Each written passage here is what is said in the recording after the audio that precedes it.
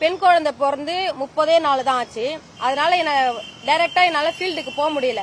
அவங்க கிட்ட நான் சொல்லி பார்த்தாலும் அவங்க நீங்க களத்துல வந்து எங்களுக்காக நின்று பேசுங்கம்மா, அப்பதான் மணல் திருட்டை தடுக்க முடியும் அப்படின்னு சொன்னதுனால நான் மறுநாள் வேலூர் எஸ்பியை நேரா பார்த்து புகார் கொடுத்துட்டு வந்தேன்.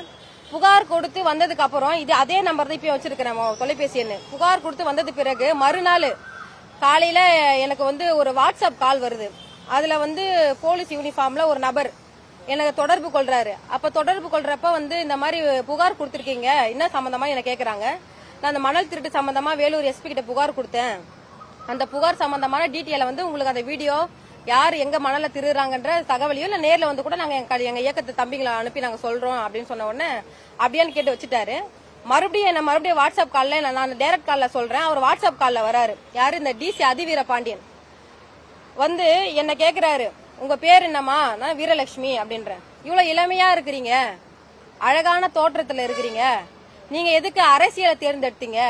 நீங்க சினிமா துறையில போயிருக்கலாமே, உங்களுக்கு திருமணம் ஆயிடுச்சா, எத்தனை குழந்தைங்க அப்படின்னு அந்த ஆளு என்கிட்ட கேட்டான்.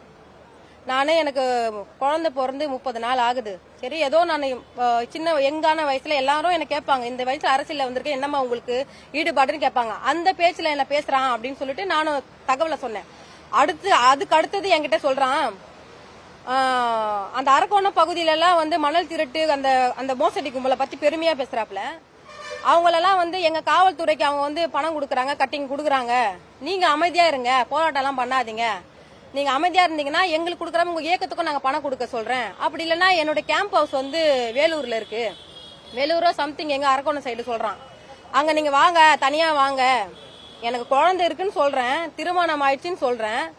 வாட்ஸ்அப் கால்ல வந்து என் கேம்ப் ஹவுஸ்க்கு நான் தனியா வாங்க, உங்ககிட்ட நான் கொஞ்சம் தனிமையில பேசணும் அப்படின்னா. நான் மெட்ராஸ்காரி பொண்ணு. நான் பிறந்து வளர்ந்தது எல்லாமே ட்ரிபிள் கேணி கோஸ் ஹாஸ்பிட்டல் தான் பிறந்தேன். சொந்த பந்தம் எல்லாமே எங்க ட்ரிபிள் கேணி ஐஸ் ஹவுஸ்ல தான் இருக்கிறாங்க. நான் எந்த அளவுக்கு இறங்கி அந்த ஏடிஎஸ்பிய அசிங்கமா கேட்கணுமோ அந்த அளவுக்கு வல்கரா நான் பேசினேன்.